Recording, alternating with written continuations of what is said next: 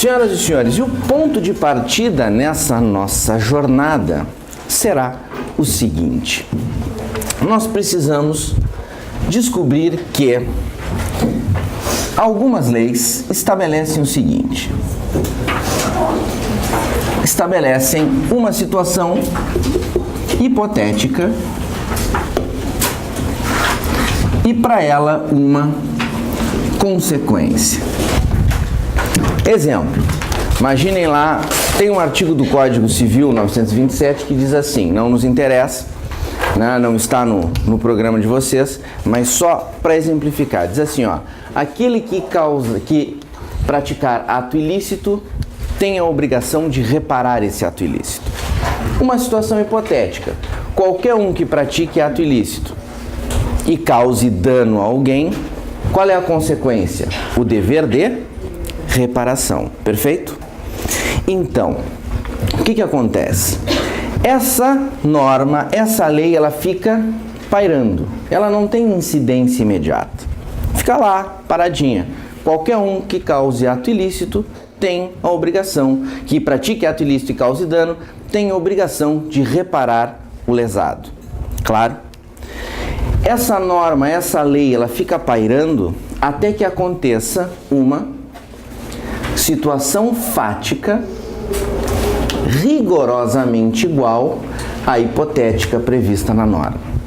Exemplo, estou atravessando a rua e a dona Caroline enche a cara de cachaça, dirigindo em alta velocidade com seu carro e me atropela.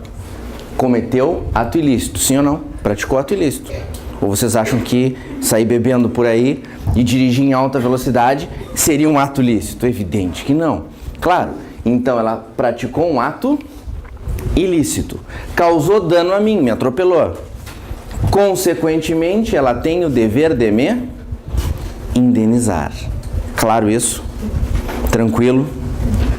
Então, pela incidência de uma situação fática igual à situação hipotética prevista na lei, surge para o lesado o direito de exigir as consequências previstas na lei. Qual é a consequência aqui no nosso caso? A reparação, a indenização para reparar os danos que eu sofri, perfeito? Esse direito de exigir as consequências previstas na lei pela incidência dessa situação fática tem um nome. Se chama de direito subjetivo. Claro? Então, pela ocorrência dessa situação fática igual a essa hipotética, nasce para alguém o direito subjetivo de exigir as consequências previstas na norma. No nosso caso aqui, indenização, claro. Posso pegar outros exemplos. Tem o 1864 do Código Civil também, que fala que podem os parentes, cônjuges ou companheiros exigir alimentos uns dos outros que necessitem para sua sobrevivência, certo? A partir do momento em que eu sou filho de alguém e passo a precisar de alimentos, não acontece uma situação fática igual a essa prevista na norma, que permite que eu tenha um direito subjetivo a exigir os alimentos? Claro. Então, senhoras e senhores, preciso que vocês visualizem o que é o direito subjetivo. Perfeito? Problema. Como é que eu sei que eu tenho direito subjetivo? No nosso primeiro exemplo aqui, fui atropelado. Como é que eu sei que eu tenho direito subjetivo? Cai um vale direito subjetivo do céu? Parece o duende do direito subjetivo me dá um ticket? Eu preciso saber como é que eu sei que eu tenho direito subjetivo. É automático assim?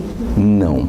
Eu preciso que alguém reconheça que eu sofri essa situação fática igual à situação prevista na lei. Eu preciso que alguém diga: Guilherme, tu te encaixas nessa situação hipotética da lei. Claro. Quem é que vai me dizer isso? Nós dois podemos acertar isso aí, né? Eu e ela. Só Realmente atropelei-te, devo estar aqui em indenização. Claro?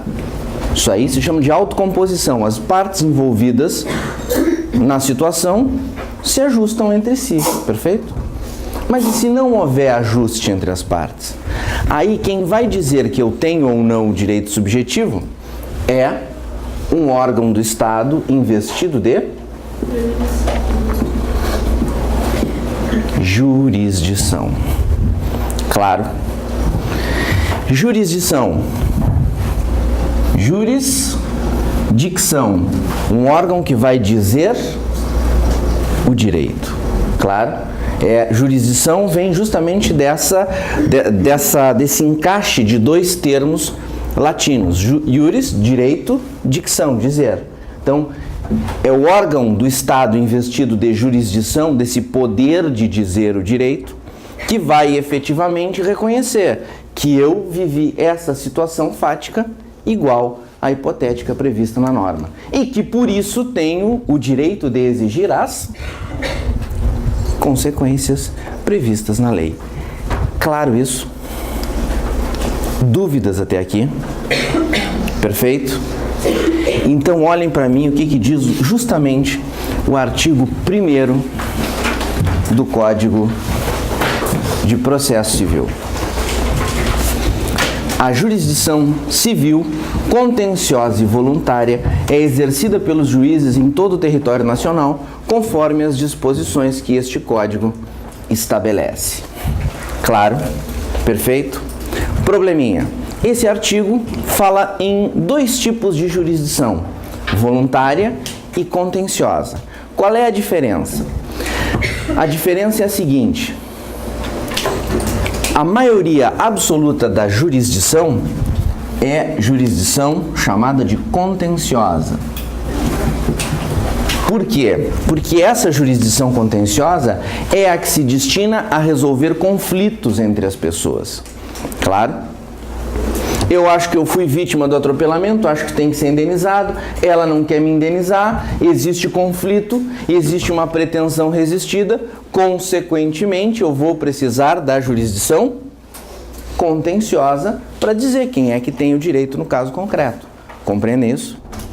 Então, a maioria absoluta da atividade jurisdicional é de jurisdição contenciosa, para resolver conflitos. Claro, a jurisdição voluntária, ela não resolve conflitos. É uma mera atividade fiscalizadora do juiz. Claro. Como assim? Simples. O Estado ele fiscaliza algumas situações. Criação de pessoas. Por exemplo, quero criar uma empresa. Quero me juntar aqui com mais 3 sócias, a dona Clarissa, a dona Mayra e a dona Yolanda. Nós 4 vamos formar uma empresa, perfeito? O Estado tem que fiscalizar essa formação da empresa, sim ou não? Sim, né? Qual é o órgão do Estado? A Junta Comercial. Na Junta Comercial vai fiscalizar a criação da empresa, sim ou não? Para algumas situações específicas previstas em lei, o Estado diz: não vai ser a Junta Comercial, não vai ser o Registro Público, não vai ser nenhum órgão administrativo do Estado que vai fiscalizar. Vai ser o Poder Judiciário. Claro. Por exemplo, para criar uma fundação, não é na Junta Comercial que eu crio a fundação. Certo? A fundação ela tem que passar pelo crivo do juiz no seu processo de criação. Claro. E o juiz não vai exercer jurisdição contenciosa, porque não tem conflito, não tem disputa, eu só estou querendo criar uma fundação. Então aqui a jurisdição vai ser voluntária. Então quando o juiz é encarregado, nos casos previstos em lei, de fiscalizar alguma situação onde não tenha conflito, onde não tenha disputa, ele exerce jurisdição voluntária. Quando o juiz atua de forma a resolver um conflito, a pôr fim a uma briga, a uma pretensão resistida, então aí ele exerce jurisdição contenciosa. Claro isso? Tem briga, tem disputa, jurisdição contenciosa. O juiz é mero fiscal, jurisdição voluntária. Para a maioria da doutrina, para a maioria dos autores de direito, a jurisdição voluntária nem jurisdição seria. Seria mera atividade administrativa, porque não tem as mesmas características da jurisdição contenciosa, que é o clássico, que é a regra dentro do direito. Claro? Tranquilo? Não precisam saber quais são os casos de jurisdição voluntária. Só precisam saber que ela existe e que a diferença é essa, certo? Jurisdição contenciosa, tem conflito, tem disputa, jurisdição voluntária, mera atividade fiscalizadora do juiz quando o legislador exige que ele assim realize. Claro? Regra, sempre jurisdição contenciosa. E tudo que nós vamos ver daqui para frente é só relacionado à jurisdição contenciosa. Claro, porque é efetivamente a regra. Dúvidas até aqui? Perfeito? Problema. O problema é o seguinte. Tô lá, fui atropelado, certo? Fui submetido a essa situação fática igual à hipotética prevista na norma. Me julgo titular de exigir as consequências previstas na lei, perfeito? Mas essa titularidade ela não é automática. Ela depende que o órgão jurisdicional do Estado diga que eu fui submetido a uma situação igual à da lei, claro? Então, o meu direito subjetivo ele não é automático, percebem? Ele passa pelo reconhecimento pelo órgão judicial, claro? Então, quando eu sou atropelado, nasce para mim não o direito subjetivo, porque esse só vai nascer depois que o órgão jurisdicional o reconhecer. Nasce para mim, portanto, uma pretensão ao reconhecimento do direito subjetivo. Claro isso?